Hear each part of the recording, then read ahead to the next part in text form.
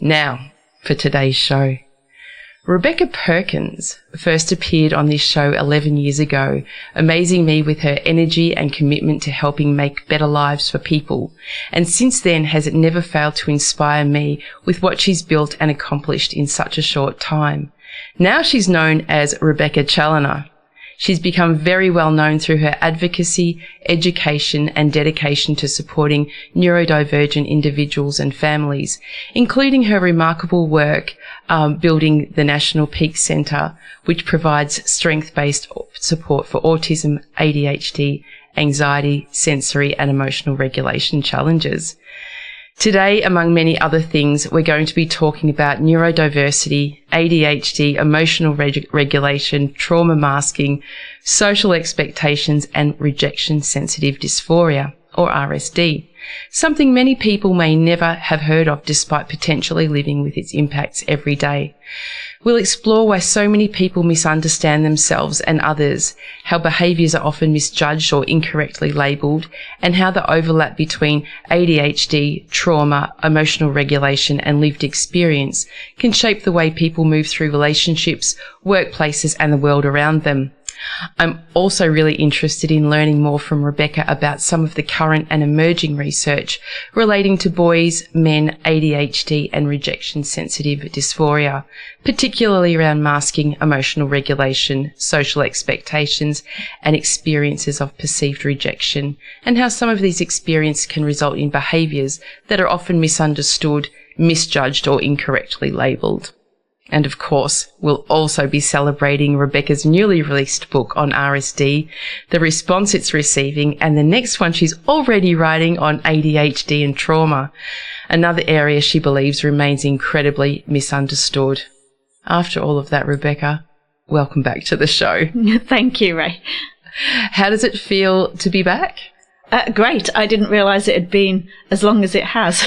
No, we were saying that. You thought it was about 4 years ago, but the time has gone really fast, and I think the C word sort of took care of a few years, although I still made it on air during that time.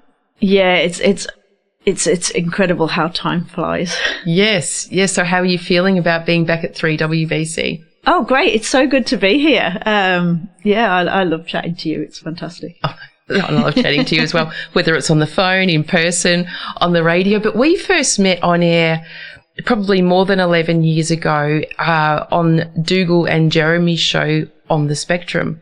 And I'm pretty sure they're not doing that show now. Yeah, I'm absolutely sure they're not doing the show now. Here at 3WBC though, and at that stage, My Special Child was really just beginning to build momentum. And you spoke back then with such energy and conviction, and wanting to create a world where children struggling with learning difficulties, behavioural challenges and neurodivergence were properly supported. And now I'm sitting back here with you. What's changed since then? Not a lot in that sense. I still wanting to do the same thing, still trying to push away. Yeah. I think there has been, there's been a lot of growth in that space. Definitely a lot more knowledge and awareness than what there was. I mean, back then there was, I look back and I think it's quite frightening how little awareness there was back then. But it's definitely, the community's definitely grown and changed. Still a lot of stigma though that we're starting to work through, and it's we're on the way, but a long way away from where we want to be, for sure. In terms of the communities growing, what role have you played in that over the many years that you have been advocating? I think I definitely think I've impacted the amount of knowledge that's out there. I've ran, especially in ADHD, because I've ran these big conferences for parents and educators and carers all over the country and across New Zealand, which are still going, even though I don't run them anymore.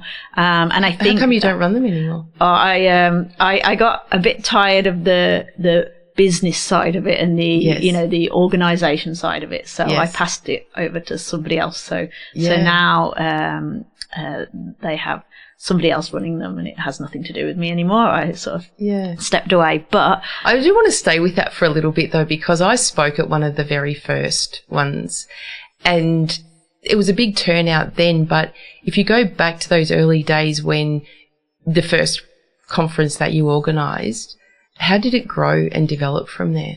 Well, yeah, so in the beginning they start, 10, 11 years ago, they started off quite small. There was sort of 50 people and then there was 100 people. And then they grew. I mean, Victoria was hitting, before I sort of gave it to someone else, the Victorian conference was hitting 1,000 people. Yeah. And we had one of those in every state around Australia. So the amount of people was just different and much bigger. But also, if you think those 1,000 people would then go and spread that information and knowledge to their friends, who'd spread it to their friends. And I've watched every year as that awareness has developed and grown throughout the country. So I've definitely seen a shift. And I do think that the conferences have played a part in that. Yeah. Yeah. So they're still going? Yeah, they're still going, yeah. Great. Where can people access information if they wanted to attend? I think My Spirited Child, I would say My Spirited Child Facebook page is probably the best place to do it. Yeah. But as I say, I'm away from that now, so I don't really know. I know they're still going because I was at the Victorian one just a few weeks ago. I was going to say you'd still be an attendee, wouldn't you? Yeah, or a speaker? I was an exhibitor, so I went just to show my books and things and sell my books and stuff. So it was really nice to be there and not be working within the event, And there was a transition from My Special Child to My Spirited Child. Can you tell us a bit about that? Yeah, that was really just to reflect the feel of the community. I think Special took on, a decade ago, took on a very different meaning, a much more negative, stigmatizing meaning, which we didn't want to be associated with. And also, I thought Spirited really just summed up our neurodivergent kids. Yeah. And who they are, whether all the different varieties of human beings that are neurodivergent, and they're all spirited in one way or another. So it just made more sense to me. It seemed more correct and more accurate. Yeah. Yeah. When my original question was around the communities that you've been involved in and helped build, which is like, say, through these conferences. With the children that are attached to that, are there any stories that you have of these? I mean, they're now, 11 years on in their lives that still come back to you to give you feedback on how your work has impacted them individually?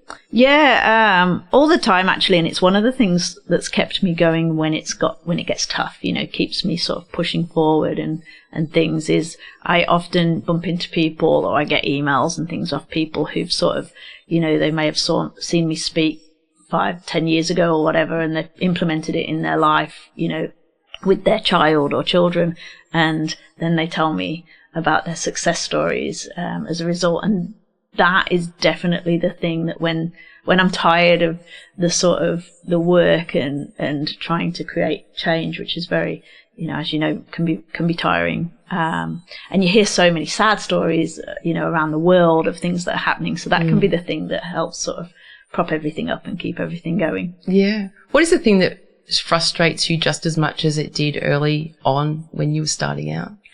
Still the misinformation. I mean, we've got more awareness now, definitely, but there is still so much misinformation out there, and that really gets to me sometimes, especially when it's harmful and I see it causing, stigma and causing upset in people's lives. It's hard. Yeah. How is it not more regulated?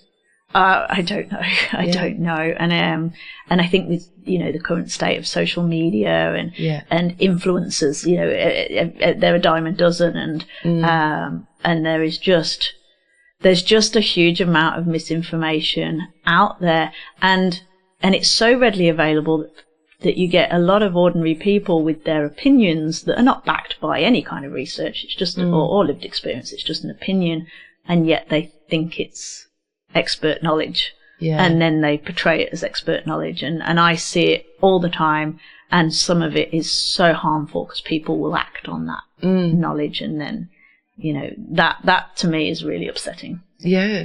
Well, this might be jumping into maybe dangerous waters here, but I'm going to say it anyway, because something that comes up to me a lot, especially in my private practice, will be this statement: I reckon I've got ADHD. Yeah, I actually find the most damaging one is the opposite. Is when the question I'm asking is people sort of wading into misinformation or disinformation around, neurodiversity could easily diagnose themselves with lots of different things. And not to say that anyone who's disclosing to me that they think they have ADHD doesn't. However, my question is, why do you think that? And they'll go, I took a test online or something, or I can't focus, or I'm on my phone all the time, and haven't been properly diagnosed. But is that something that you think is a problem, where people are diagnosing themselves? I think it's less of a problem, because I think if they think that, they can either go and get the assessment and find out for sure, or they can carry on thinking it, and it's not going to cause too much harm unless they start trying to treat themselves in some way, like self-medicate or something. Well, that's right. And the self-medication comes not necessarily from legal prescription drugs. Yeah. So they'll find a way around managing symptoms, often through things that aren't quite... Yeah. I think one thing that I see which is really damaging is the opposite, when someone is ADHD but everyone around them who just feels the stigma too much says, oh no, that you're not, and they treat it as if, oh, why would you want to be that thing? It's awful. Yes. And they'll sort of give this, this person this advice, you can't be ADHD, you're not ADHD. So that person then believes them and then doesn't get the treatment and the support that they need. That I see happen a lot, especially with adult ADHDers and their families going, no, you're not. Yes. And that's very, very harmful. Yes. Yeah. Yeah. And as I disclosed to you, someone very close to me was recently diagnosed at, in adult age, and helping that person navigate through that is really just about asking more questions and showing options and understanding what it feels like for that person and how they've managed, from a very proactive and positive perspective. You've managed all these years. So what can we learn from that? Absolutely. I think the amount of adults now that are getting diagnosed is a lot more, because the awareness is greater. So as people are becoming more aware, they're sort of recognizing they may need the assessments. And it's so interesting how many people have struggled through their life, and they've found all manner of strategies to kind of make things work and made it to adulthood, and then they get these diagnoses, and it's like this big epiphany of that's why I struggled with that, Yeah.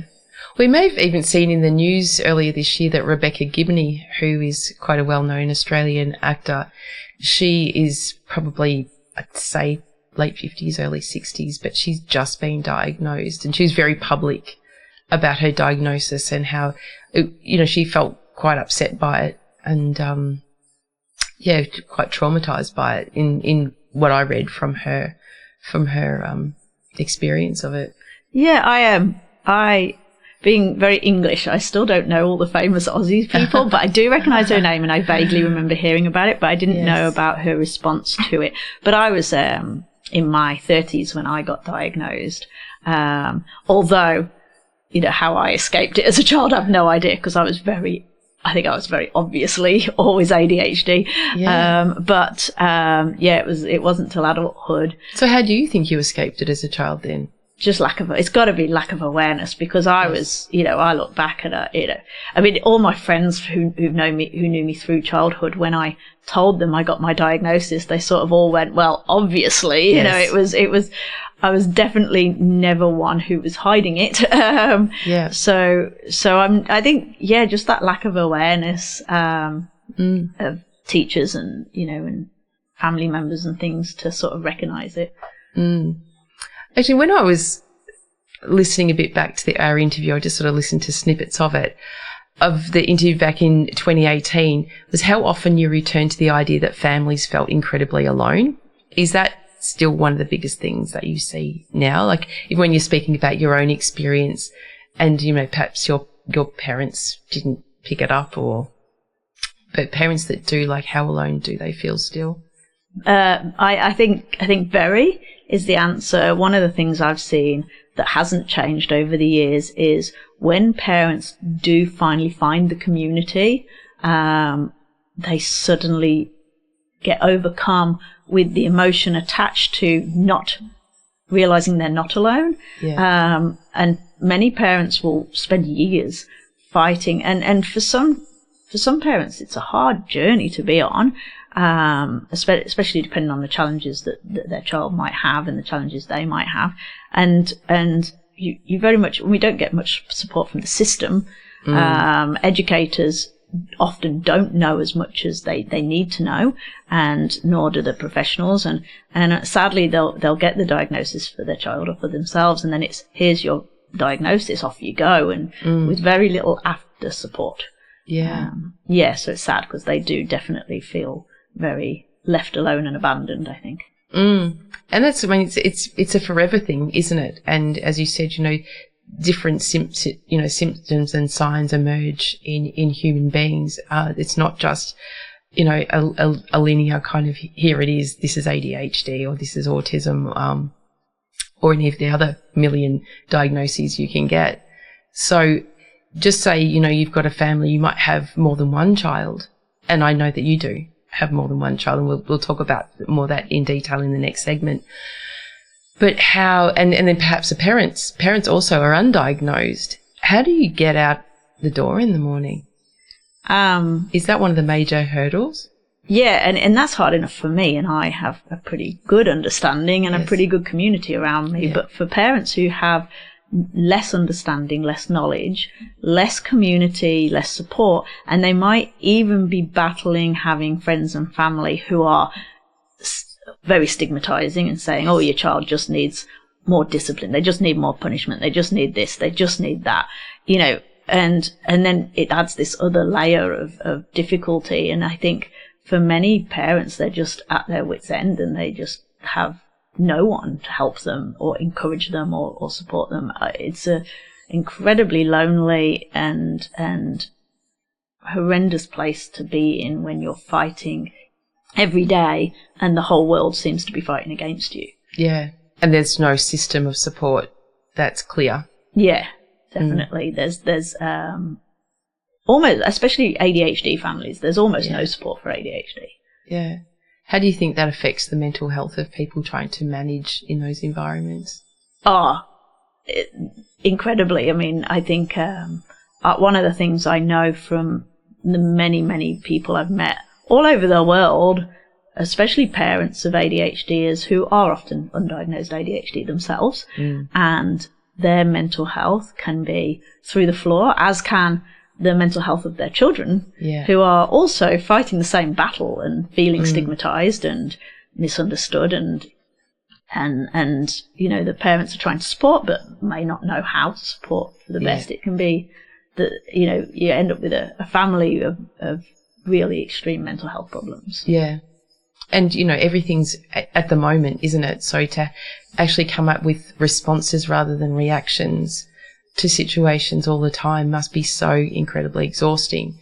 And that's where community, as you said, is one place that is free. There's a level of understanding, there's a level of sharing, and I guess, that unconditional support. Yeah, I think finding the community and really embracing it is one of the most empowering things that someone can do. I know for myself, I've been very, especially in over this last decade, and as we've gone through the years closer to now, I've been really proactive in making sure that I focus my efforts on finding people who get it and get me, and understand, and also removing people who don't. I think that's equally important. Is that difficult for you to do that? Or has it been difficult to do that? I think it used to be. I think it's got easier. As I've got older, you just get less bothered with the people pleasing, I think. Well, back at the end of March, just before I went on my journey overseas to South America, just like to drop that one in there, I did attend your book launch. And, when you talk about community, walking into that room full of people who so undeniably respect, support, admire, and we're all there to turn up for this really exciting book launch. What was that like for you? Incredible. It was interesting because when I created the, guest list for it, because I wanted to keep it quite small, but didn't feel small. it slowly got bigger. But I wanted to make sure it was people who were really there for me and made me feel strong and empowered and really understood what I was doing. I didn't want anyone there who wasn't supportive. Yeah. And I made a bit of a joke that if that venue was to disappear whilst we were all there, then half the mental health and neurodivergent community would be gone in an instant, because I think they were mostly all there. Yes. But it was just the event itself was incredible, and what a room full of incredible people to have in one go. Oh yeah, well, I was very blessed to be there, and thank you for inviting me to be one of those people, because I certainly have absolutely admired everything that you've done pretty much by yourself, and made such a difference to so many lives that you probably will never really know. But yeah, walking in, and I met some incredible people, especially, researchers, academics, people who are really, very, very instrumental in making change in many areas. Are very interested about your book and you. So after the event, did you feel inspired to keep going and write another book? Yes. And I kind of had already started the next book. I'd already sort of got a bit of structure, and I knew what I wanted it to be on. Yeah. About a year ago, or just under a year ago, I spoke at the International Childhood Trauma Conference, and one on ADHD and trauma, and I realised that was the first major conference, I believe, anywhere in the world that had incorporated neurodivergence and trauma in any aspect, which really shocked me, because the two things are so linked, so linked and so important. And somebody there said to me, "Can you recommend a book on ADHD and trauma?" And I couldn't do it because I didn't know of any good books on ADHD. Yes, the one that's currently in my head. Yeah. And that's pretty much where I went, I really need to write this, because, there isn't anything. And what is out there on ADHD and trauma, there's a lot of misinformation in these old school textbooks that were written a long time ago, or written about trauma with a little bit touch on ADHD, which is usually wrong, or vice versa. So I decided after the launch that I really need to get my head down and get stuck onto that one. Yeah. When you're speaking at a conference like that, what is your key message in that theme? I'm always trying to empower, and I have a bit of a sort of thing that I always aim at, which is to make people cry, but not in sadness, but in feeling relief. I know if the audience is crying because they suddenly feel this sense of relief and sense of, I can do this, then I've reached my goal, which is I want everyone to walk away feeling like, for the first time or for an extra time, they feel like it's not hopeless and they have got a way forward. What's a common aha moment for the audience that you see? Well, the most prominent one, I guess, would probably be around the rejection sensitive dysphoria, because a lot of people don't know what it is. And which is what the book launch, the book that you just launched, is about. Yes, yeah, and the amount of people who, when I start talking about that, they go, "Oh my goodness, that's me," or "Oh my goodness, that's my child," and that's a very common one. Sometimes around anger and emotional dysregulation, and how, especially with children, and how that plays out sometimes can create a lot of aha moments where they sort of go, "Oh my goodness, yes, that's where that's coming from." But definitely, the rejection sensitive dysphoria is probably the most biggest aha moment that I see. Well, we're going to dive in more deeply into that during the show, but we've already reached a stage where I play a little game which is called a very special guest song request, and it's a time where I give you a very cryptic clue, and you'll be good at this with your ADHD, and you have to guess which one of the song choices I'm about to play. And your song list is very diverse, unsurprisingly. So here's the first clue. Everyone involved in a fake cure. I can't remember what songs I gave you. So think of a sugar pill, maybe. I know what it is. It is Placebo. Yes. Every You, Every Me. There you go. Bang on. What does that song mean to you? So I tried to, with the songs I gave you, I tried to sort of think of things that had a bit of meaning to me. And with that one, so many people don't know this, but my husband has dissociative identity disorder. What is that? It used to be sort of split personality disorder, multiple personality disorder a long time ago. And that's Every You, Every Me is sort of about the different people inside us. So that's something that a journey that I'm on at the moment as well. So is that a new diagnosis for him? A couple of years ago he had that diagnosis, but it's been really instrumental and very challenging in our lives. And so I really wanted to sort of just pay a nod to, you know, how difficult that is for me and for him and for everyone else out there who experiences that. Yeah. What are the main features? The biggest thing is he has different, I guess, parts, different identities, and you can move through those quickly or slowly. But it's a lot of people sort of see these movies about it and things and think that's what it's like, and it's not. They're very exaggerated. It's for most people it's a lot more subtle than that, but equally challenging, but harder to sort of, and you know, that can be quite a process and quite challenging for everyone. Because I would like to think that there's different parts of all of us and we use different parts of all of us. So what's the difference? So there is. And I think the best way it was described to me by a psychiatrist friend of mine is if we imagine we're all an orange and we have all these segments and everybody has them.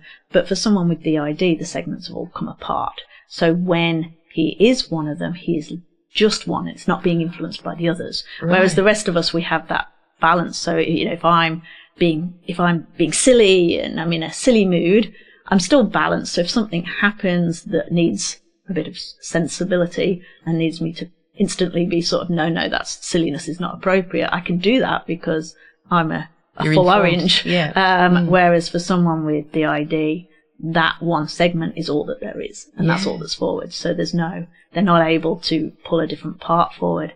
And because each segment is alone, when you see the person and that's the segment that is presenting, their opinions might be different, the way they speak will be different, their thoughts, their ideals, even the things they find funny or like or are interested in. So it can be very tricky, you know, to be that person. It can also be very tricky to be married to that person because you know, you might like some of the personality there and you might not be so fond of others. So is it possible to get to know all the different segments? Yeah, but it's a challenge because you're getting to know essentially what is multiple people. Yeah. So it's very tricky, and learning to recognize them. We always think, because the movies are so exaggerated, we think it's going to be obvious. What's a good example of a movie? Well, the first one that comes to my mind is the movie Split, which I think is quite a well-known one, but every single part is very, very different and pronounced. They dress differently. And it's not like that at all. So you're looking at someone who looks the same and has the same voice, and there's just subtle differences in the way they word things. Or what's the difference between a split personality and multiple personalities? I'm not an expert in the area, but I think it's just the same thing. I think it's just they've changed the wording terminology. Over the years. Yeah. Well, so is this song Reese, your husband? Reese is my husband. Yeah. Is this song for him? Or well, is it just more it's for everybody who's experiencing, you know, even if it's not DID, but it's just the feeling of feeling like torn in different ways. And thank you for describing that, because that was the orange analogy is really, really helpful. And that's something that I can sort of take on board as well. But when we come back, we're going to rewind the clock and walk through your trajectory from where it all started to where it's landed you back on air with me here at 3WBC. How does that sound? Yep, brilliant. Great. Well, you're listening to 94.1 FM, 3WBC, and we'll be right back after Every You, Every Me by Placebo. Oh, welcome back. You're listening to What Does It Feel Like Being You today on 94.1 FM, 3WBC. And this morning I'm joined by Rebecca Challenor, whose work over many years has focused on ADHD, neurodiversity, emotional regulation, trauma, and supporting individuals and families to better understand themselves and each other.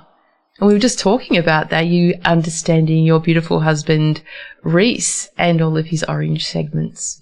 Yes. Yep, that's a journey. How does he identify with orange segments? Do you know, I don't know. I've never asked him. I just know that for me, when it was described like that, it just made so much sense. Yeah. I know I've given him that analogy, but I don't know how he feels about it. I'll have to ask him. Yeah. Is he listening in today? Probably. Yeah. Hopefully. Hopefully you are, Reese. So thank you for allowing us to dissect you segment by segment on 3WBC. But Reese, well before you came into the picture, I knew Rebecca before you did. But the stories that you told about coming here to Australia, I don't know if anyone's detected that Rebecca still has a slight little accent there from the United Kingdom. Tell us right from the beginning, where were you in the UK that inspired you to even come here? So I was born in Australia. Oh. I was born in Melbourne in Moonee Ponds. I didn't know that. Yeah, and my mum and my biological father split up when I was very young, and my mum moved back to England because that's where she was from. So she wanted to be by her family. So I grew up in England, but I had have family over here. So when I was 20, I came on holiday to visit them for the first time, and I just fell in love with the place then. And I knew I would always one day move here. And so after having my children and really wanting a better life for them, that was the thing that sort of eventually kicked me into action and made me come here. I think the weather and the outdoors lifestyle was just what I wanted for them. So, yeah. Did you come on your own or? I came with my ex-husband. Yeah. We separated a year after arriving here, but he still lives here, but he lives in Queensland. Yeah. So, yes, we came together. But pretty soon, did you know that you were going to be doing it alone at that time, or was that a surprise to you? I had an idea. We actually separated in England for a while, and then we got back together in the move. Yeah. And then, so it was not really too much of a shock when we separated. Yeah. And I'm a very independent person, so it was okay. I was all right with that. Yeah. And how old were the boys when you moved? Jesse was 3 and Lachlan was 8. Yeah. And so had they been diagnosed before you came here? Lachlan was, so yes. The 8-year-old, he was diagnosed with ADHD at that point. He also has a moderate intellectual disability, which got diagnosed pretty soon after we arrived here. Okay, so he was already 8 years old before he had any diagnosis at all. Yeah, so he got diagnosed ADHD in the UK just before we came, and then the intellectual disability. But I think, I don't know if it's changed now, but back then the diagnosis capacity and process in England was terrible. My son does have his intellectual disability and ADHD, and those things were very clear always, but the process was trying to get anything done or recognised was sort of felt almost non-existent, even when you were pushing for it. Yeah. And I had to do the knowledge myself to be able to upskill the paediatrician who was doing the diagnosis. I remember me educating them on ADHD to get them to act. This is in the UK? In the UK, yeah. So was it on your radar that you were going to become somebody who was more interested than others in this topic? Yeah, long before that, actually. I think it became very sort of prevalent in my mind when I worked for a while as a teacher in the UK when I was very young. I was about 21. And I was the teacher that got given a class of 12 children, and they were all the children with different various challenges. They were all neurodivergent, and essentially at the time it was a primary school, and all the other teachers didn't want to deal with them. So they gave them to me, and that was my class of children. I only lasted about 6 months in the role because I couldn't deal with the system and the red tape. But that's where the interest started for me, and I realised how much, and I didn't even know I was neurodivergent then, but I just knew that I felt this sort of passion for it. Yeah. Wow. So that was before you had children? Yeah. So then you had the boys, and you knew that you would be probably working with them around their own differences. Yeah, well, it was interesting because when I first had Lachlan, I was a single mom, and I wanted to do something with my life, so I decided to go back to college and university. So I actually went to college, did some diplomas, went to university and got a law degree, which was very different. Well, very, very not in the same field. And then, what inspired you to get a law degree? Well, I wanted to do a degree in quantum physics because I had an interest in that as well. And I didn't because I thought, well, I'm not going to get a job at NASA. So I wanted to do a degree in something that was almost going to guarantee me a job for life. Yeah. And law seemed to be the thing. I thought, if I've got a law degree, I'm never going to be able to, I'm never going to struggle to get a job. Yeah. But when I came out of university, and then pretty much that was just before I moved here, and then my law degree was useless here, because I need to do a conversion course, which I was tens of thousands of dollars. And so I thought, what else will I do? Well, I'll go back to the sort of neurodiversity field. And that's when I sort of built My Spirited Child. Somebody said to me, do a blog. That was back when blogs were all the rage, do a blog. And I thought, well, what will I do a blog on? There's only 2 things I know about. Well, 3, I suppose, law, quantum physics, and neurodiversity, which wasn't really referred to as that back then. Yes. And I went, well, I don't want to do it on law, and I don't want to do it on quantum physics. I want to do it on the thing that I'm most passionate about, and that was the neurodiversity. So how many years ago was that? 12. Okay, so this all happened not long before I met you. Yeah. Right, yeah. And, I sort of have to take my brain back a bit to realise, yes, you were right on the sort of launch pad of what you were doing. So I probably know all the answers to this, but our audience doesn't. So did you do the blog? Yes, yeah. And the blog originally was My Spirited Child. That's what it was. It was just a website with lots of articles that I had researched and written myself. And then it went on to then add on events and grew to what it is now. But but back then, the blog, did it get much uptake? Loads, actually. Yeah, especially some of the articles would just depend on what the article was on, but some of them would really blow up. I suppose, in today's mind, it would be like a social media influencer putting out a post that goes viral. It was the same sort of thing, but with blog articles. And that's when I sort of realised that there was a giant need for information out there. And did you use social media as well to get messages out? Yeah, I think because Facebook was alive and well back then. I think I've always used social media. It's changed social media to what I think it was a bit more reliable then. Yeah. There was less influencers back then. But here you are, you're a single parent at this stage now. Yes. Yes, the answer is yes. Sorry, I'm looking at you with a question in my eyes, which you probably can't see. So you're a single parent. This is your area of passion. You've decided not to pursue a law degree because you couldn't do the conversion. So was this now what you were doing for a career? This was what sustaining you? Yes, but it wasn't making me any money. So how did you manage? A combination of some help from benefits and Uber driving. I became an Uber driver for quite a while. So I would do the blog stuff in the day if the kids were at nursery or school. I would then, whenever the kids were with their dad, I would Uber drive, and the rest of the time I was a single mom. Golly, and so Uber driving really helped sustain along with some benefits. Yeah, but not very well. I mean, there's not some people might disagree, but I didn't make much money in Uber driving, so I had to work pretty hard to get any kind of living. out of that. So it was a very challenging time. Well, a very educated Uber driver. And any sort of standout stories from your Uber driving days? Some very interesting ones. I used to meet some strange people.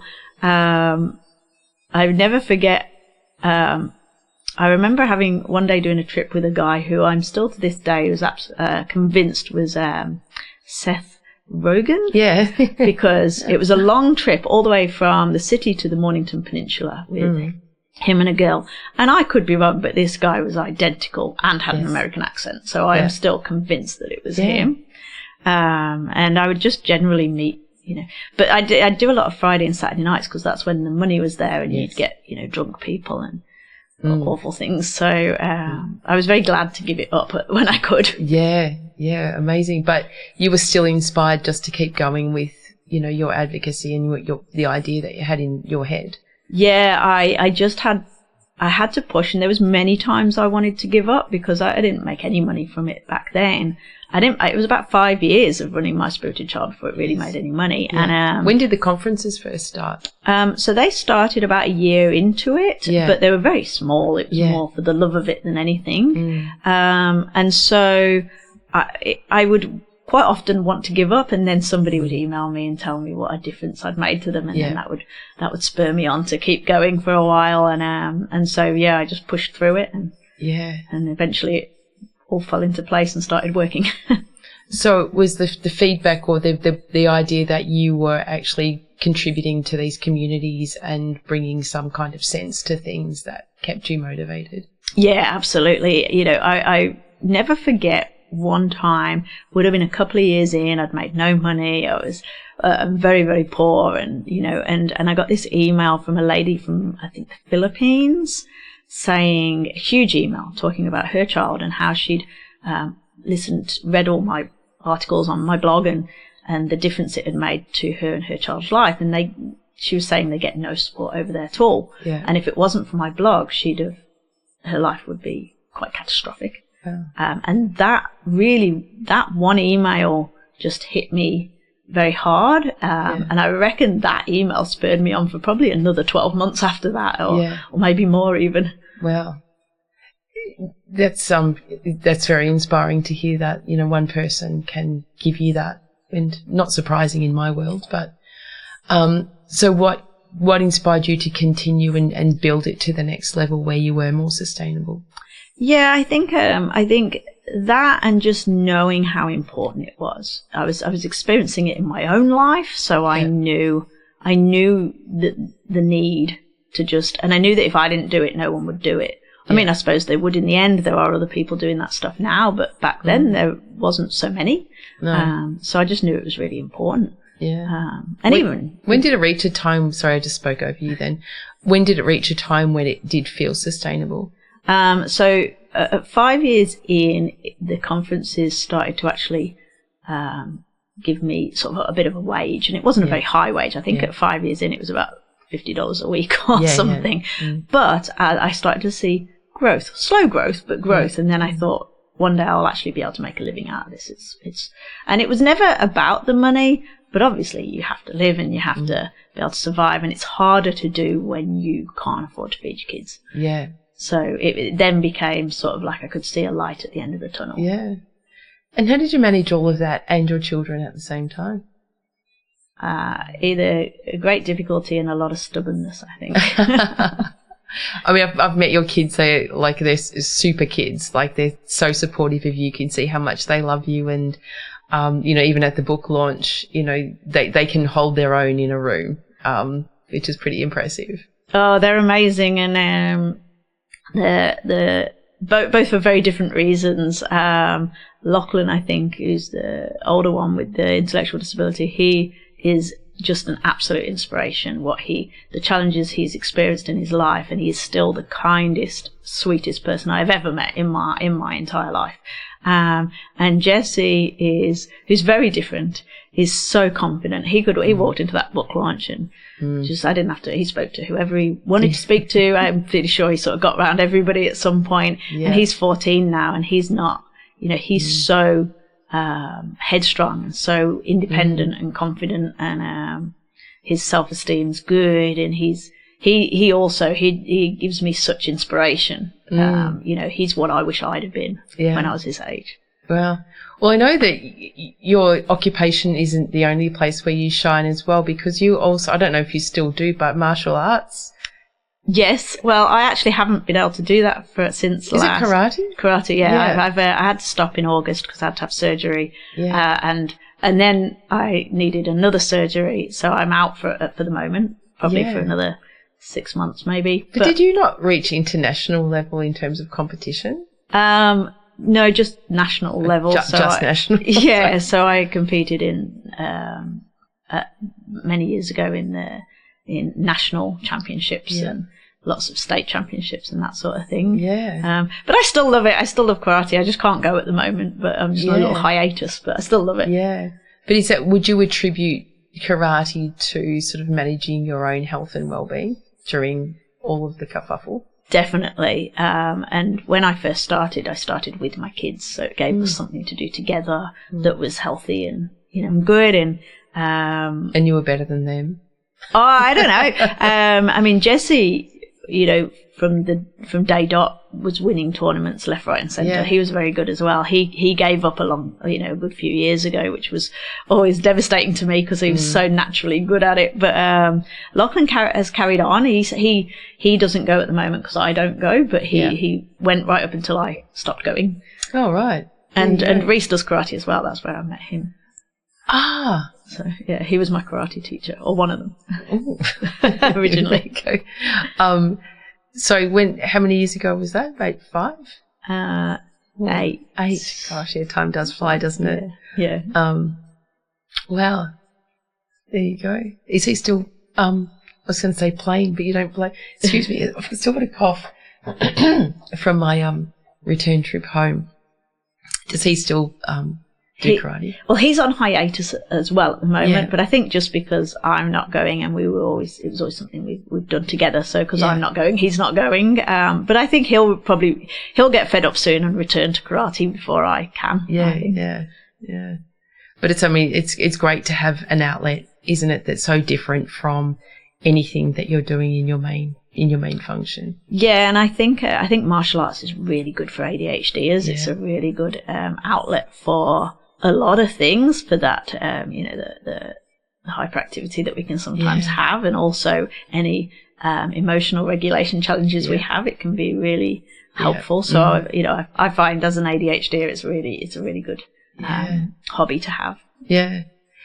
As you mentioned ADHD, it is a label, isn't it? And, as I referenced earlier in the show, sometimes it feels like everybody has it or wants to have it as something that validates behaviour sometimes. But something you spoke really passionately about back in the day was that children should never become their diagnosis.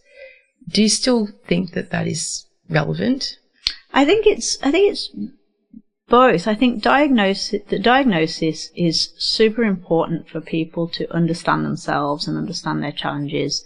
I think labels are very helpful. I think we need them to be able to form an identity. So I'm very pro diagnosis and pro the label. I also think people should embrace their individuality as well. But I think it all comes from just learning self-awareness and learning, that journey to learn about themselves. And the more they know about themselves, the more they understand who they are. And I think that label is very much a part of that. In the same way, for me, I have, I guess, many labels. I am a woman, and I am short and redhead, and all these things are things that make up who I am. And that's, to me, is just another part of who I am. But I guess I'm wondering if, say, an ADHD label could also bring the perception of a deficit rather than an ability. Definitely both. We hear a lot about, at the moment, a lot of people sort of talk about ADHD being a superpower. And although I applaud their sentiment and what they're trying to do, and they're trying to remove stigma, and I get that, But that does sometimes negate from the very real challenges that ADHDers and their families can experience. And I think, much like with anything, really, it's a balance. There are absolutely positives and strengths, and there are absolutely challenges that we need support with. And only when we recognise both and give both the credit and support that they need, do we sort of get it right, I think. Yeah. How does ADHD and autism play together? Huge correlation. And the research is really ongoing as to what the correlation is. And every time I speak to somebody, they've always got a different answer. But definitely correlation. I think there's a lot of autistic ADHDers out there. And I think the two things share a lot of characteristics, but they also have a lot of opposing characteristics as well. So for those people who are autistic and ADHD, I'm just ADHD, so I don't have that experience. But I think from the ones I know, sometimes it can be quite challenging to manage a brain that has these extreme crossovers with also things that are really sort of not fighting together, but fighting, like opposing magnets pushing against each other. What might that look like, from your experience of somebody describing what it feels like for them with that diagnosis? Yeah, I think it very much depends because, when we talk about the spectrum of autism and the spectrum of ADHD, for everybody it's different. And I think, look at my friends who are autistic and ADHD, and they're all so different. Some of them are very ADHD and not as obviously autistic, and some of them are very autistic and not so obviously ADHD. And it's really funny. I have a group of friends at the moment who, two of us are just ADHD and two are autistic ADHD. And looking at the difference between the just ADHDers to the autistic ADHDers is so interesting. We could really put us under the microscope and study us. And so being just ADHD myself, and I'm dyslexic as well, but not being autistic means that I have a slightly different lens, probably a more hyperactive lens, I think, than the ADHDers or autistic ADHDers do. And how does it show up differently in boys and girls? Oh, there's a huge difference, and this is, I think, across the board with neurodivergence in boys and girls, and especially autism and ADHD, but across the board, where you see so many differences because of society and what society creates in us. We often see girls are very underdiagnosed because they will pull that mask up so high and so heavy that they'll sort of sink into the background and get dismissed. I was definitely one of those kids as a teenager. I was sort of put in the lower level classes and shoved to the back of the classroom and always looked at as not very bright, because if there was a question, I quite often would get distracted, wouldn't know what to do, but then when the teacher came round, I'd just get it wrong. But it wasn't because I didn't know how to do it, it's because I hadn't actually heard the instructions in the first place. And so a lot of that's very common with girls. There's equal amount of misunderstandings with boys. It's just different misunderstandings. With boys it's more the extroverted side of things, the extrinsic characteristics. I think they struggle more with the emotional dysregulation than girls, and I think sometimes they get stigmatized. Actually, often they get stigmatized for those behavioral characteristics that people just see as being naughty, and they don't realize, or just boys, and they don't realize where that's coming from in the first place.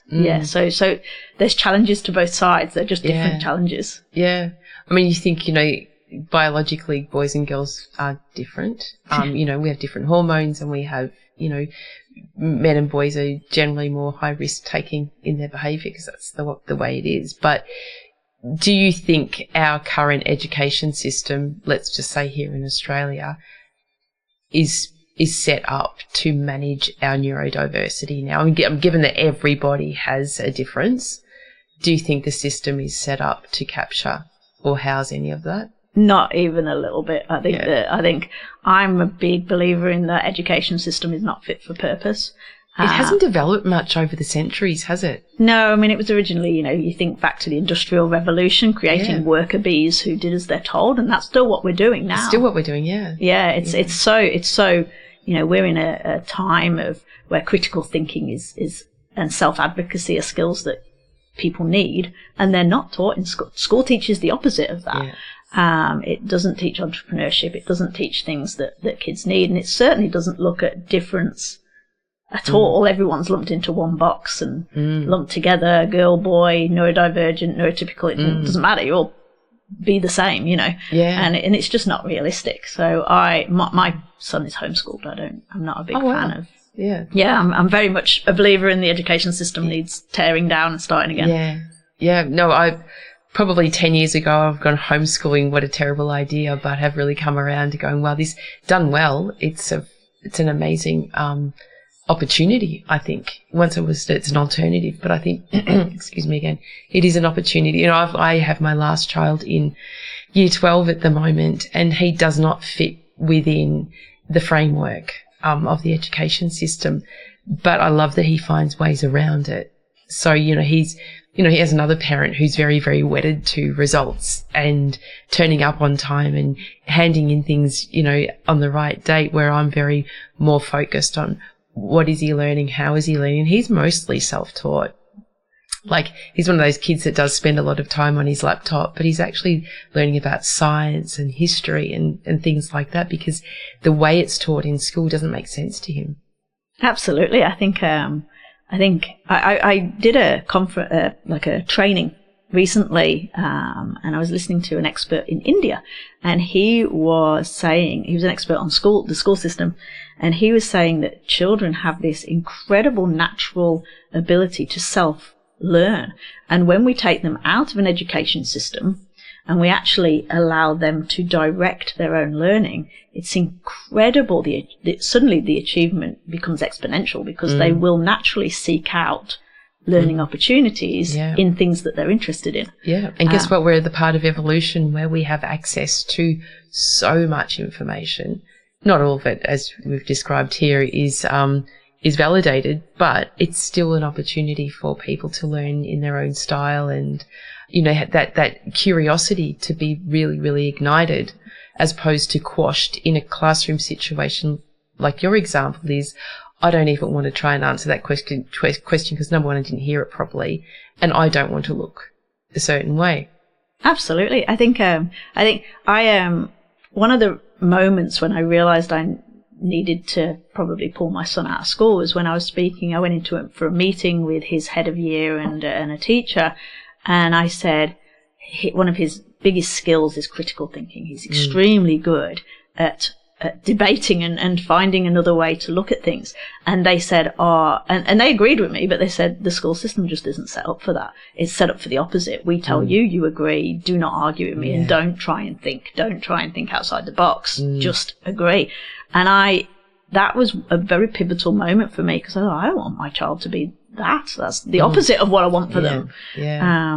So it was a while after, probably 6 months after that before I pulled him out, but that was a very definitely one of the steps along the sort of thought journey of maybe homeschooling actually is the way forward for me. Yeah, it just never fails to baffle me how segmented it is. It's like mainstream education, and then we split off the special needs children who are deemed as being, not quite right, and then the homeschooling people who are still probably seen as, a bit hippie about, about their approach to education.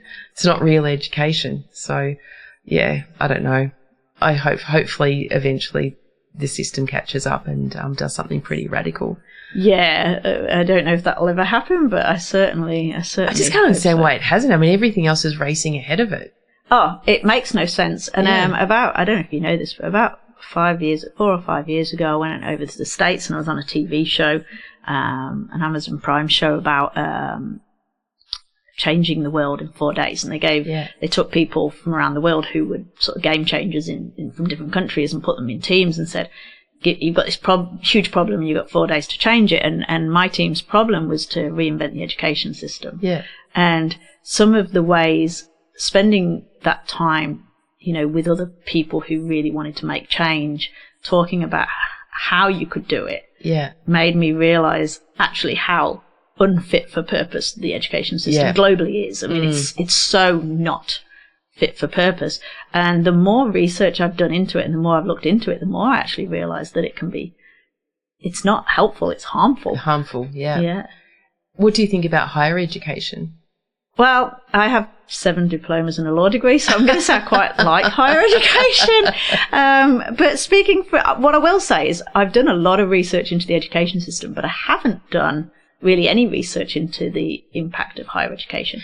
I do know that it has less prominence now. So somebody having a degree, whereas, 40 years ago having a degree you were set for life, whereas now it makes a lot less difference. I guess more structurally, like if you look at transition from primary school to high school, primary school is just learning about socialising pretty much, and you're very, there's a lot of care and there's a lot of, kindness in that system. And then you're catapulted into this very harsh reality of a grid system of education being high school. And then you're back into higher education where it's very self-managed and very accountable. And I just wondered, what that could feel like for somebody who's navigating an education system that does not work for them. So for me, I completely failed school. Completely, I left at 16 with not a single qualification to my name. But when I went to college and then university, I found it really suited me personally because I was able to hear a question, take it away and do it at my pace and answer it in my way and in my time. I wasn't as an ADHDer, I think that sort of lack of classroom structure type thing and the ability to critically analyse a question suited me much better. I don't know if that was a neurodivergent thing or just a me thing. But for me, higher education was far more suited to me, whereas the school, and I flew. So as soon as I entered higher education, both at college and at university, I was always one of the top in my class. But at school, I was the exact opposite. So I definitely think it definitely suited my neurodivergent brain better. I mean, I had the same experience. I left, school when I was 15 and didn't go to university until an older age, and absolutely smashed it. For the same reasons, is that you have space and time to figure it out, and also you have a purpose behind it as well. The purpose is yours, whatever it is that you want to study and get a qualification in. So it's it's an endless one. I could do a whole show. Maybe I should get an education person in on the show just to see what that lens looks like. I think because I train a lot of teachers. I go into schools and do a lot of professional development, and it's always interesting to me. In the education department, there's very much 2 camps of educators. They either sit in the old school sort of the education system is great as it is, and we don't want to change it and everything, and kids should be put in a box, to the educators who have that sort of more, I guess, futuristic vision, and they're doing it, but they really they agree that it should change. And so how much time are you spending in schools? Not anywhere near as much as is needed, but I don't think I have that much time in a day. But I probably go in once every couple of weeks into a different school and do. Okay, so you do professional. Okay. And usually it'll be an hour or a couple of hours, or even sometimes a full day, where I just sort of train the teachers on often ADHD, maybe sometimes things like school refusal, and trauma and behaviour. So is that sort of with a focus to provide tools, or is it identification, or? Usually it's around tools, so that the teachers, the educators know how to help these children within a classroom environment, and how to really just create those positive outcomes for those children, and upskill the teachers to be able to do that. A lot of educators now are really experiencing burnout because of this system, where they've got all these children who have these phenomenal abilities and capabilities, but the school system is not providing the educators the space to be able to bring this out of the kids and help them. And so educators are getting burnt out because the system hasn't adapted to what they need. Yeah, and if that day starts with parents who are unsupported and stressed and pulled beyond recognition, then that very stressed child lands in the education system. Then you have teachers who are trying to just manage behaviour then, aren't they? Yeah, that's exactly right. Yeah. And a lot of them, you know, they're stretched very thin, and they don't necessarily have the knowledge and skills to be able to help the mix of children they have in their classroom, and they don't have the funding to have enough support staff in that classroom to help them. And the school system is trying to put in place scenarios where those children are being forced into boxes that they don't fit into, which of course creates more behavioural challenges.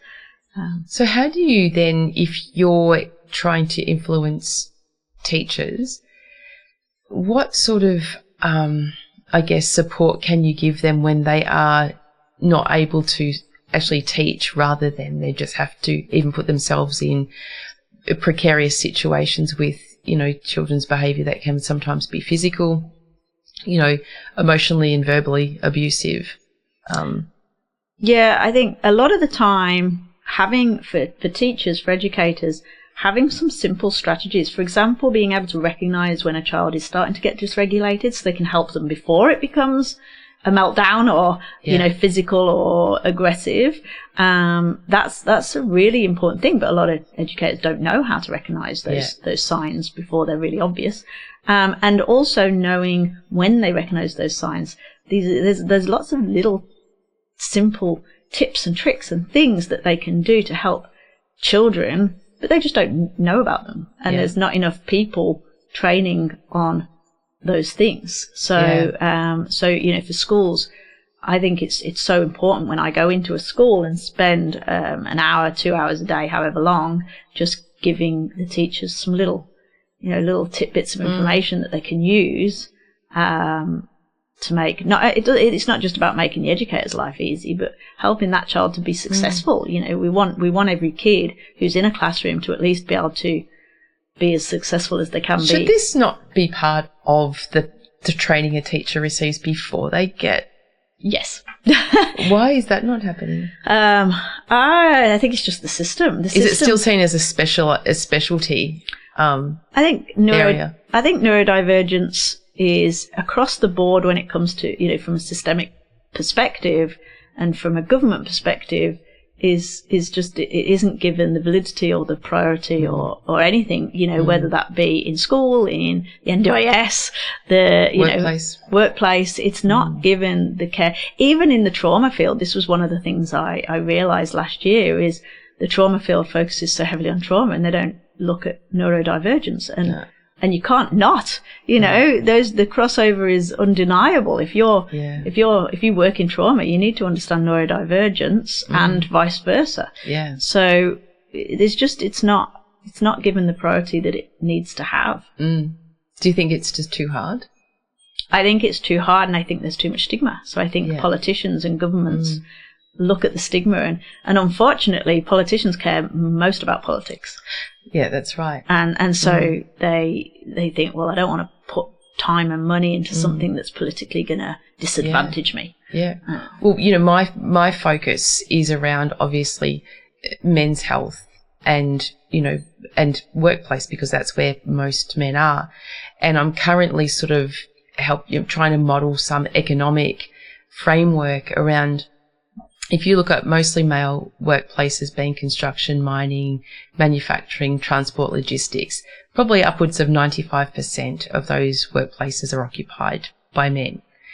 And on top of that, they're very high risk, heavy industry workplaces. So lots of machinery, you know, lots of different factors that contribute to a high risk environment. So then you go outside of that, outside of the workplace, and you look at men and the biological and social determinants of men, one of those being neurodivergence. And we look at things, you know, sometimes that's managed by drugs, alcohol, behavioural issues, lots of different things. So you take then those men, then you put that risk on top of the already risk in workplace. Now you've just escalated that 100-fold. So my job is to create gender responsive systems within workplaces to address these things, which we're not even anywhere near it yet, but that's my objective and that's my purpose in life, to do that. Not just for men, but for women as well. You look at, how neurodivergence in women plays out in the workplace, or even menopause. Menopause, people who experience menopause will exhibit behaviours that could look like bullying and harassment. So all of a sudden you've got a woman who's experiencing menopause, but now she's, on a bullying and harassment claim that is now going to have her lose her job at best. So it's a really exciting area for me to be wading into. But the productivity kind of economic thing is, well, governments are never going to buy this as a policy, but they will buy a policy if we're very concerned about productivity. So we have to get, say, infrastructure projects over the line. Great. If we have to do that by, 2030, and most of the responsibility sits with men, and you've got these high-risk environments, and then you've got these social and biological determinants that either have them dead or injured, because 95% of workplace deaths are still currently men, then you've got an economic argument there that we need them alive and we need them healthy. Oh, absolutely. I mean, this is the irony around the government's lack of effort and funding and support that it puts into neurodivergence across the board, is that, you've got all these neurodivergent people who could hugely and really productively that's what I said, productively contribute to financially to the government. They just need a bit of support. And you look at but sorry to interrupt you, you add the trauma piece onto that everyone's ignoring, and then you've got the same recipe for disaster that I'm talking about. And mental health is without, and I don't know if you agree, but I think mental health, in my opinion at the moment, is one of the biggest catastrophes in the world. I think there is so many challenges with mental health, and one of the biggest issues that I see is going back to that lack of support and funding for parents trying to support kids. They don't understand where these behaviours are coming from, so they then support them incorrectly because they've got no funding, they've got no backing, they've got no support. And what you end up with is kids who grow up without any support, so then they turn to, end up in big mental health challenges. Then their life takes this huge downturn, and these are kids who, with the right funding and support, could be incredibly successful. They could do amazing things, but they end up, the prison statistics are horrific for neurodivergent people. And even outside of prison, just, when you think about crime or all the awful things that can happen to people's lives are all massively increased by neurodivergence that's not being supported or helped, which has led to mental health problems. And I get so upset that the answer to me, all these people who could be really successful and really contribute to society, and they can't because nobody wants to put in, at a government level, wants to put in the effort now to create that because they're too bothered about the political view of it. Well, that's right. And having to have that level of understanding or acceptance.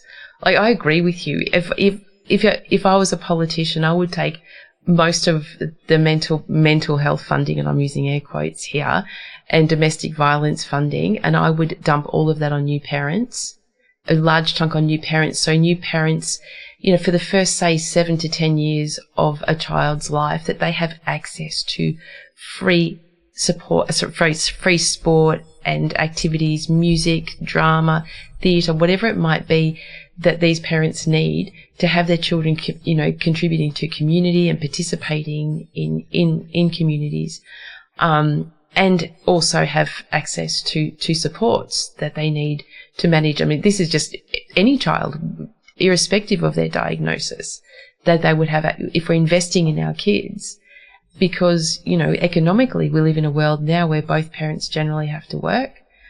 Sometimes they're working more than one role. So these kids have been completely abandoned. And when you talk about dysregulation, when do they even learn to regulate without having anyone to help them do that? So then they end up in the cycle, and the cycle that you just described is, you know, out on the street, finding communities, very dangerous communities where they feel a sense of belonging. And I just, I'm working with a family at the moment. I know they won't mind me speaking about this openly because they really want me to, but their child was not diagnosed as a younger person, and got to sort of teenage years where he became quite dysregulated and disengaged from the family. And long story short, he has been groomed by people in Russia, and now he's just about to get on a plane at the age of 18. And yeah, he's been groomed. So we have been through the mental health system, we've been through the federal police system, we've been through ASIO, every single government agency possible to help detain this kid who's clearly got mental health problems and neurodivergence that has not been diagnosed. He eventually got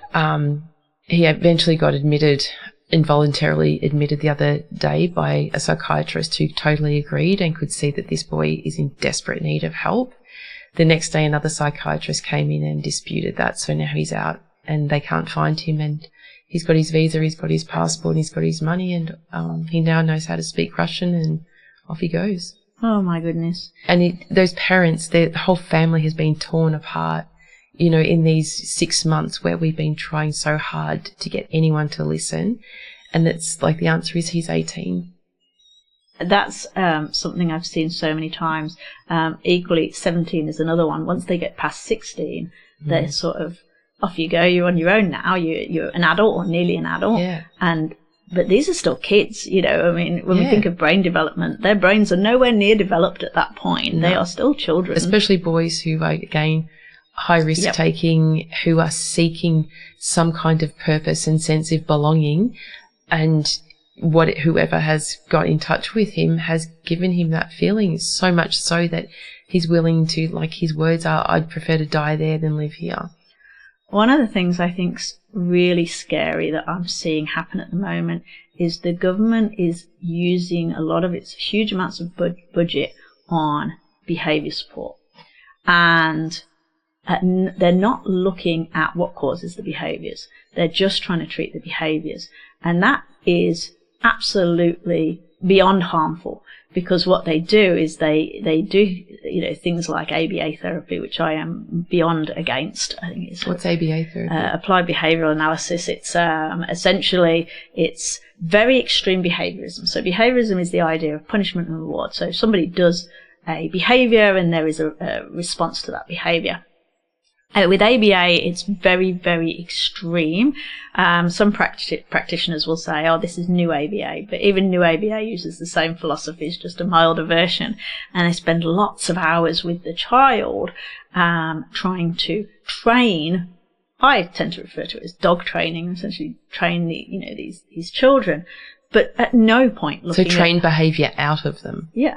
But at no point looking at what's causing the behaviour in the first place and helping them with the regulation issue or whatever it might be that is actually causing the behaviour. And what you end up with now, there are many, many, many autistic adults, because it's mainly autistic kids, and there's many autistic adults who went through ABA as kids who are extremely traumatised by it, because they spent years having, 30 hours a week. Is it like conversion therapy for homosexuality? So, yeah, it's basically the same thing, but for children who are autistic, or very similar.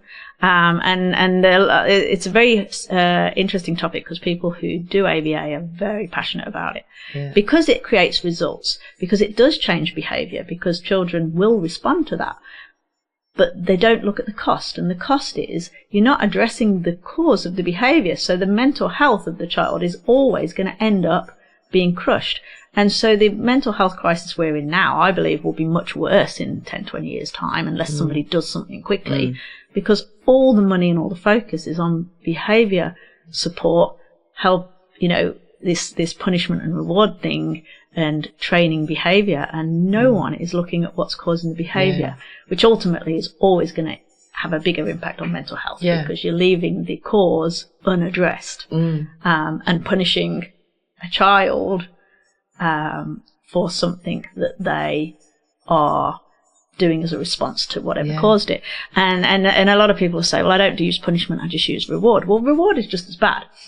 Because the problem with reward, boundaries. Well, and the problem with reward is if you're telling a child, you get this sticker or this treat when you do what I want, what you're telling them is what you want doesn't matter. It only matters as long as you are doing what I want all the time and being completely compliant with me, never what you need or what you want, then you are worthy. But you're not worthy if you listen to yourself. And so it creates a different form of self-esteem issue.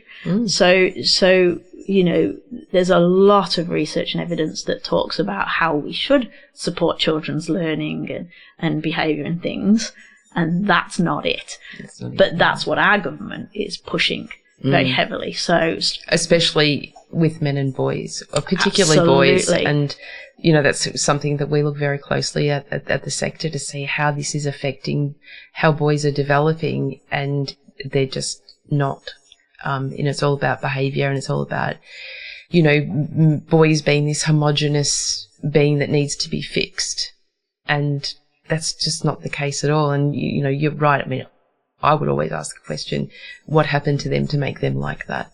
Absolutely. That's always the question. What happened first? Go back and find out what the source of the pain. It's usually pain. When we're looking, especially at, you know, we talk about anger management, I'd say anger, particularly in boys and men, is pain. Always. I 100% agree. You know, I think hurt people. And I think, you know, when you look at behaviourism or extreme behaviourism, especially with boys, more so with boys, often, is that you see children who were punished excessively and grew up in an environment where their voice didn't matter, their opinion didn't matter. They had absolutely no autonomy whatsoever. If they were hurt, it was get over it. You know, and if they had an opinion, they would be in deep trouble if they expressed it, and it was different to what they were being told. And when you grow up in an environment where even the thoughts in your own head do not matter, you don't count. But if you do what someone else wants, then you get a reward. That is an extremely toxic and dangerous environment to be raised in, which a lot of people were raised in it, and now we have a bit of a mess on our hands because of that. I mean, the amount of, you know, men that I work with who were boys who were raised to play elite sport, they are definitely victim of that. And then they reach a point in time where they actually want to do something different and just have no idea how to do it. And they're so hurt by being not listened to, overlooked, and then not really having any idea how to manage the rest of their life. It's very scary, you know, as a mum of two boys. I have made a very conscious effort to not do that to my kids. I was very lucky in that I was so supported by my mom growing up, and so it's sort of my mom broke that, you know, that genetic trauma that tends to occur from parenting, you know, from one generation to the next, you know, as it goes down generationally. And so I was able to pass that down to my son. But even I have always had to be very careful to not implement toxic male behaviourist approaches with him, and try and you know, give him balance and give him sort of a relational approach to things. We're never going to get it all right, but the intention being, you know, I always think it's not our job to make our kids into who we want them to be based on our value systems or our belief systems even. It's our job to help them into who they already are. And just because they come out of us doesn't mean they're like us. Absolutely. One of the things I always say to people, because, when you look at behaviorism and what it's doing, we're trying to create compliant children. And I always say to parents, do you want to create, when you look at the future for your child, do you want a compliant adult? And they always say no. And I'm like, well, why are you trying to train a compliant child? Because a compliant child will become a compliant adult.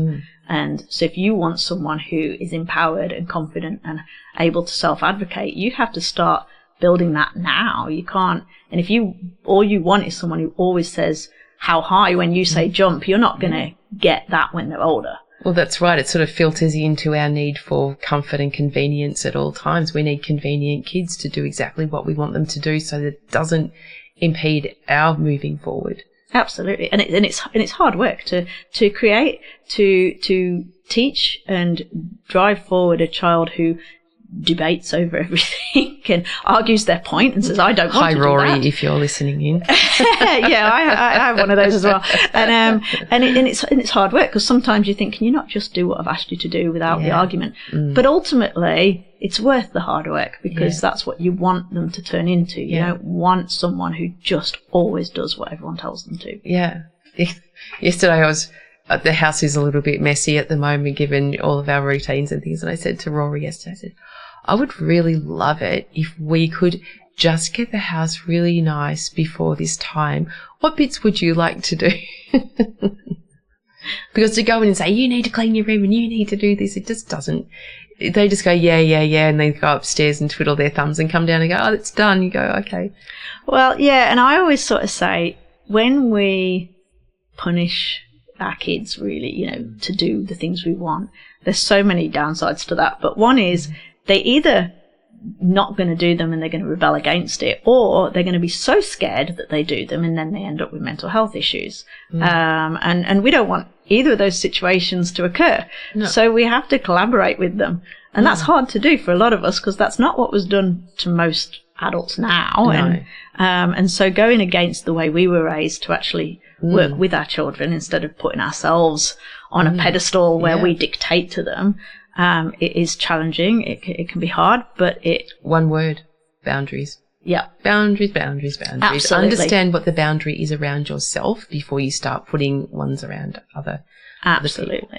Do you know we've only got 29 minutes of the show left, and we haven't even spoken about rejection sensitive dysphoria yet?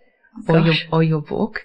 Would you like to? Yes, absolutely. Let's do it. Well, we've missed all the song breaks as well, so we'll have to not play some of those. But in terms of the book and rejection sensitive dysphoria, what impact has the book made so far that you imagined it to?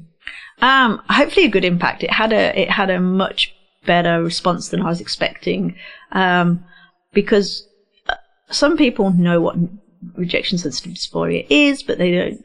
It's still not a lot of understanding around it. What is it? It's basically a lack of capacity to process fear, failure, criticism, and judgment in neurodivergent people. So a lot of people who are neurodivergent, especially ADHDers, really struggle if they feel like they're being criticised or they've failed. Even if it's perceived, it doesn't have to be real criticism. It can be just a perceived criticism. And one of the things I hear all the time is, well, nobody likes to fail and no one likes to be criticised, which is absolutely true. But to someone with rejection sensitive dysphoria, it's much worse than that. It's really painful. It really feels like they're being, it's unbearable. Dysphoria in Greek means unbearable or hard to bear, and it's really extreme and feels sort of like we're being stabbed in the chest. So we will do almost anything to avoid the feeling of failure or criticism. And how has that played out sort of up until now? Is it something that's been relatively undiagnosable or unrecognised? Oh, absolutely. I mean, it's. I remember 10 years ago talking about it as a fear of failure. It didn't have a name then. It was, it was just, and I recognised this characteristic as just being this extreme fear of failure or fear of criticism that ADHDers experience. And then a guy over in the US called Dr. William Dodson coined the term rejection sensitive dysphoria. That was shortly after that, about 10 years ago. And now I remember I started talking about it on stage back then, and no one knew what it was. I'd say to the audience, have you heard of rejection sensitive dysphoria? Maybe one person might put their hand up. Now a lot of people have heard of it, but not a lot of people understand the depths of it and what it can create. Yeah. How would you see the association between what people call imposter syndrome and rejection sensitive dysphoria? Well, two different things, but I think they can definitely play into each other. I think if you are someone who experiences rejection sensitive dysphoria, you're definitely more likely to experience imposter syndrome, because you'll be, you might be placing that failure or that feeling of failure onto yourself in that setting. But they are different things, but they definitely play a part in each other. Because it comes up for me all the time, not me personally, but, in therapy, it comes up a lot, and people who will say, I'm just a perfectionist, and anything I've achieved, it feels like imposter syndrome. And I sometimes think, well, being a perfectionist, somebody who perfects something usually has an end point. But generally people who describe themselves as perfectionists are more procrastinators because they never finish anything. Yeah, so in rejection sensitive dysphoria, there's 5 natural responsive, like protective responses that people who are experiencing RSD sort of naturally do. And they don't know they're doing it, it's all subconscious. But the first of those 5 is perfectionism or overachieving, this need to get everything perfect, to win, to control the narrative always. Me personally, I'm a perfectionist and I'm a bit of a control freak. The other 4, which it can be any of the 5 that somebody will do, or multiple. There's people pleasing is one, a very common one, need to please people all the time. They might be sort of the slacker, just not try, because if they don't try something, they can't fail if they don't, so they just won't try anything. Or they might get very defensive. They can't get criticised if it's not them. It's you, it's the dog, it's whoever. Yeah. Or they'll lie. They become liars. Yeah. Sometimes compulsive liars, because it's better to lie about it and risk the chance of getting caught in a lie rather than somebody knowing for sure that they got something wrong or they failed.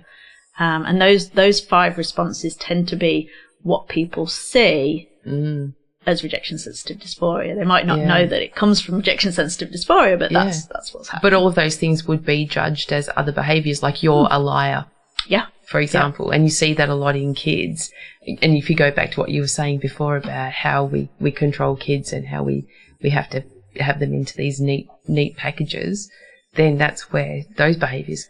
Absolutely. And one of the problems with rejection sensitive dysphoria is, for example, if a child is experiencing rejection sensitive dysphoria, which feels like they're being stabbed in the chest, that's very dysregulating feeling. Yes. And so then they become very dysregulated, and that can trigger put them in fight or flight. That can trigger that anger, those aggressive behaviours, those very extrinsic behaviours. And the whole time, whilst we're punishing this child for these behaviours, we're not recognising that this had a very easy solution, because it was just the child was experiencing rejection sensitive dysphoria. And if we addressed and helped them with that. So when you say solution, if say a kid's in full flight of experiencing being stabbed in the chest, what is the solution?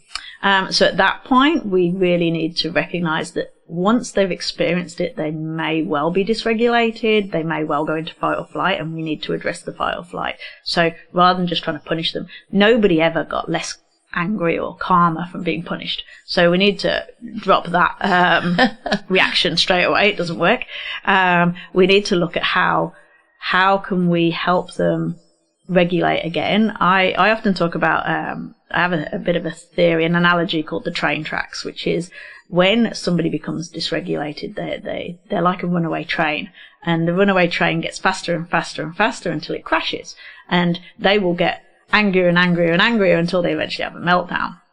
And much like the runaway train, it can't slow itself down, and a dysregulated child can't regulate itself. They need external help. So it needs a human being, somebody to come along and get on that train and slow it down somehow. Same thing with the child. We need to get them off the train tracks.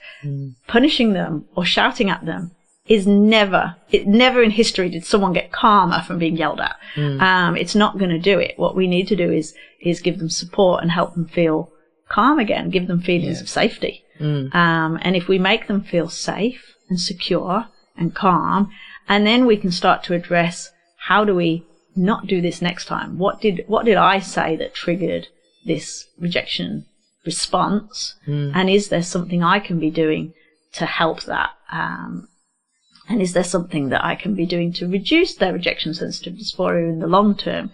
And there is lots of things that we can do to support that and help them. The one thing that's not going to help though is punishment.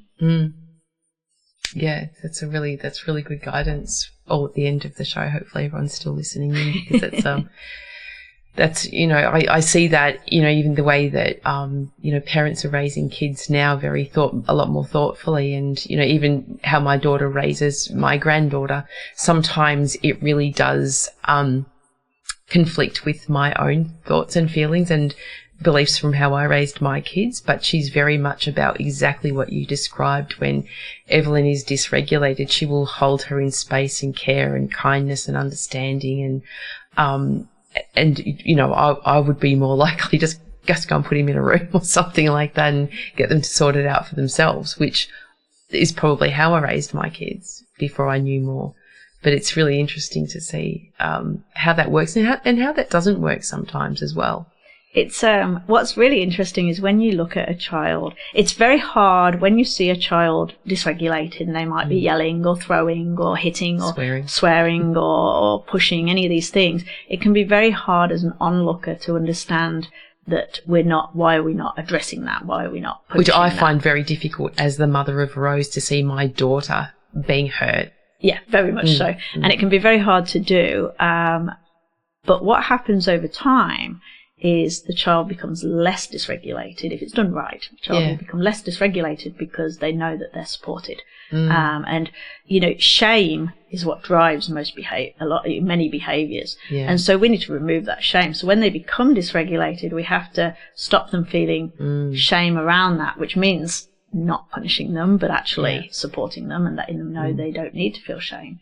And then where are the boundaries though? Like, just say, that to me sometimes that science sounds like no boundaries, and then that child will actually learn that they have the power and will continue to push boundaries. Yeah, so we can have boundaries. For example, if I said to my child said, I want that toy. Yeah. And I said, you can't have that toy, and they started to kick off and have this big screaming fit. I can hold space for them and understand and be supportive while still not giving them the toy. Okay. So what I can say is, you can't have the toy because of X, Y, or Z, but I absolutely understand why right now that really sucks and you feel dysregulated. And they might then be pushing. And, I remember once my son wanted a Slurpee and he wasn't allowed one for whatever reason. And he was in the car and he started hitting the dashboard, really punching it. And I had the opportunity then to hold space for him. He never got the Slurpee, but I didn't tell him off for hitting the dashboard. I just said, I get it. It really sucks. And I'm so sorry. You just can't have the Slurpee, but I'm here for you. Yeah. And he very quickly regulated because I didn't start punishing him. And I now look at him and he's 14 years old and he's so kind and he's so confident and empathetic. Yeah. And I wonder if he'd have been like that if I'd have just kept punishing and punishing and punishing when he was younger and dysregulated. Probably not. And he'd probably have a lot of self-esteem issues and be quite different to what he is now. Yeah. Yeah. No, thanks for sharing that. That's really helpful for me. Evelyn's staying over with Rae tonight, so and she's with me. I mean, I guess I have different boundaries than Rose has, and she respects that. My granddaughter does. Like, she doesn't generally put a foot out of line. I would like to think she's not frightened of me either. And often children behave very differently for other people and their parents as well. Absolutely. Which makes it trickier for the parents because they sort of think, why don't you do that for me? But that's a rejection sensitive can be a rejection-sensitive response as well, the fear of failing. Yes. Our parents are often our safe space, so we can get dysregulated with them, whereas with everyone else, it's too scary. Well, that's right. To fail. Yeah. No, it's very interesting. I think I have to go and just rethink my, all of my parenting now, and and also how I'm grandparenting too. Yeah, I had to do that because I parented my oldest very differently, and he's more compliant. And if I could change one thing, that would be it. Yeah. My younger one is not compliant. He'll tell me if he thinks I'm wrong. Yeah. But I'm now at a point where I appreciate that. Sometimes it's hard, but I appreciate the fact that he has his own opinion and he's not afraid of anyone at all. There is he will advocate for himself, and he'll advocate for anyone else, and against adults, against anyone. He's and my eldest is not. He doesn't have that confidence because I didn't follow all this when he was little. And also he's a different person too. He is, absolutely. So, Well, we are going to have to think about wrapping up because we've got 15 minutes before we do that. So what's next for you? Apart, you're mid-writing a book, and you're also in schools. What else are you doing? So since I kind of stepped away from My Spirited Child and passed that on to the new director, I've been focusing more on the stuff I love, which is the writing and the public speaking. I love public speaking. A side note, when I was a kid, my teachers often said I would never achieve anything because I talk too much. And little did they know I became a public speaker for a living. And there's the education system. Yeah, exactly. So I've got a lot of professional developments coming up in schools, which I absolutely love doing. I love getting in there and upskilling people and working with. How do schools find out about you then? I think usually it's just they hear it from. I go into one school and then that person will talk to somebody else at a different school, and they'll hear about me that way. And sometimes, I get them all over the country, so sometimes they must spread, and I often have no idea. Somebody just contacts me, and well, there's nobody like you either. No, not many. I think especially in the ADHD space. I think there's more in the autism space, but the ADHD space is there's less people who are able to train educators. And I think from what I see in my community, there's a lot of people who have the fix-it mentality. I can come and fix this for you, rather than educate from a platform of evidence, credible evidence. Yeah, absolutely. And I think a lot of educators, there's so many things they need to know about, and so for a lot of schools, they're like, they get these very tight budgets, and it's then where do I spend this budget?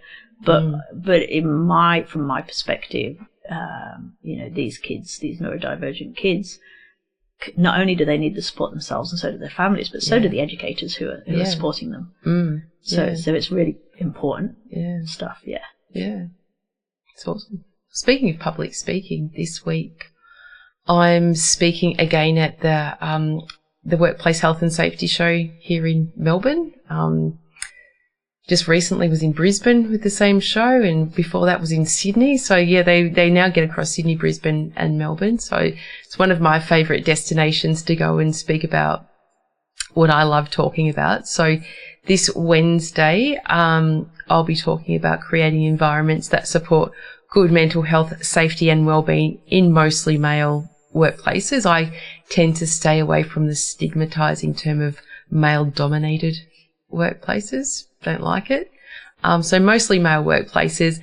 So it sits at the intersection of psychosocial safety, men's health, organisational systems and lived human experience, particularly within high-risk, mostly male industries where distress and vulnerability are often misunderstood and hidden or mislabelled.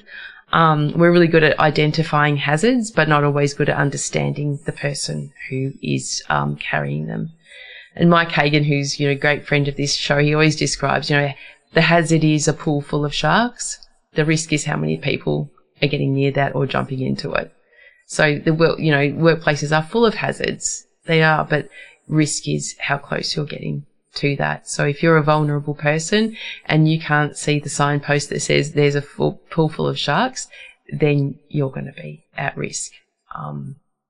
So come and see me. Where will I be? It's 11 a.m. at the Melbourne Convention and Exhibition Centre, and it's at the Wellbeing Summit stage. So if you can remember all of that, come down and have a look, have a listen, give me some feedback, ask me a hard question. Love a hard question, don't you? Oh, yeah, absolutely. From the audience. I don't know is always a good answer. So if any of the themes and topics discussed today have brought up uncomfortable feelings for you, please remember help is available. Not always available, but it is there. So Lifeline is a good support pathway. The number there is 131114. The suicide callback service is 1300 659 467. If you're worried about yourself or somebody else, you can't get into trouble for calling any of these resources either. If you're not sure where to start, you might need to consider calling Head to Health. It's an amazing resource as well. Government funded. There's about 2 million, I'm probably exaggerating, but free, downloadable, clickable resources, face-to-face, over the phone, video, any resource you need, you'll find at Head to Health. So you can phone them at 1-800-595-212 or visit headtohealth.gov.au. I use it all the time. It's constantly being updated. And as I said, it's generally a national free service connecting you with the right mental health support, whether it's online, phone, face-to-face, whatever you need.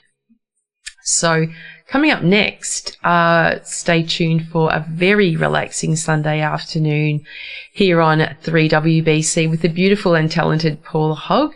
She's about 3 hours of very relaxed tunes that she carries all the way in here on public transport on CDs. So big commitment from Paula, but she does that every Sunday. And how good is it having free public transport at the moment? Oh, yeah, amazing. Yeah, just walk straight on. Shame it won't last. I know. Now, we have missed all of the special guest song requests, but I do have a last one, which I think we'll play because it's very, very upbeat. And it reminded me of my recent trip to South America, which I only arrived home last week.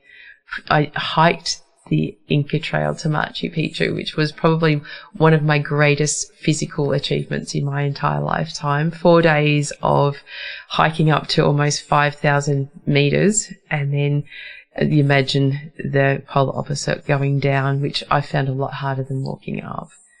And altitude is something that we don't experience here in Australia.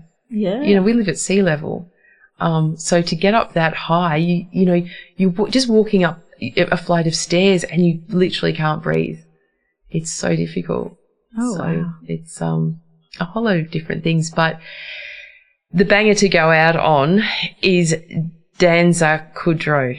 Danza Kuduro. Yes, Kuduro. So very, very Latin American. So, but for you, thank you so much for coming on the show again. Not just for sharing your knowledge, experience and extraordinary insight, but the immense generosity and selflessness that you continue to bring into so many spaces and people's lives. I didn't even know your little gig at the schools. Ah, yes. Yeah. That's one of the things I enjoy doing. Yes, and they pay you for it, don't they? Yeah. That's very. I'm glad that people are paying you for what you do, and also being at your book launch was such a joy. Not only to be immersed in such a huge community of people who were all there for the right reason, but how you managed that night.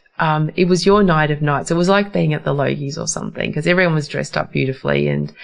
But your speech in itself, you went around the room and you picked out so many individual people and recognized them, not just for a thank you, but you were explicit about what that person was bringing to the room. And you did that for me and you made me feel really, really special. So thank you for that. You are really, really special. So. Thank you. But that's such a gift to be able to do that for others, you know, I want. There was so many amazing people there, and a lot of people who'd never crossed paths before. So I really wanted to sort of bring everybody together. Yeah. So, amazing. So, where can people find your book? So probably the easiest place is Amazon. Just if you type in Rejection Sensitive Dysphoria in Amazon, it comes up. So you're the only person who's written that book? There's lots of other books on it, but they're sort of more... What's yours called? Just called Rejection Sensitive Dysphoria. Just keep it simple. So it will come up pretty quickly because that's the title. And there are other books on it, but they're sort of bigger, harder to read. Yeah. Text, the big lengthy textbooks rather than something that... Well, yours is beautifully illustrated and it's in a format that you could read it to a kid. Yeah, I wrote it if I could read it because I'm ADHD and dyslexic, so I don't take things in big text, format. I take things in bite-sized chunks. Yeah. So I wrote it in a format that still gets all the information, but it's just easier to take in and more to the point. Get rid of all the waffle. Yeah. Great. So how have you enjoyed your day on air? I love being on air, and I love chatting to you. So obviously it's been a long time since we last chatted on air. So it has. I didn't even get to ask you the question. What does it feel like being you today? Tired. As a very busy working mom, I always feel tired. So if I could get around that one, that'd be good. But and I had to get up quite early for a Sunday. Yes, because you drove. Was it an hour to here? Yeah, an hour. Yes. So, but it's always great to be here. So, it'll lead on to hopefully a wonderful and productive day. Yes. What have you got on for the rest of the day? My son has a football match. I have to go and watch that. So stand on the sidelines and cheer him on. Yeah. And then after that, nothing. I will be doing nothing for the rest of the day after that. That's very nice. That's very nice. Well, I've got clients for the rest of the day and then my granddaughter coming for a sleepover. So, and I've got to cook some curried sausages. Yum. Not everyone's favourite, but thank you again. It's been an absolute joy. And I remember everybody, until next time, just be kind, just be caring, and don't be a beep because it seriously does hurt people. Would you agree? Yes, you would. So here it is. Danza Kudrow with, is that the name of the song? Yeah. And who's it by? You can pronounce that. Licenzo Don Omar. Yeah. There you go. Have a good day, everyone. Take care.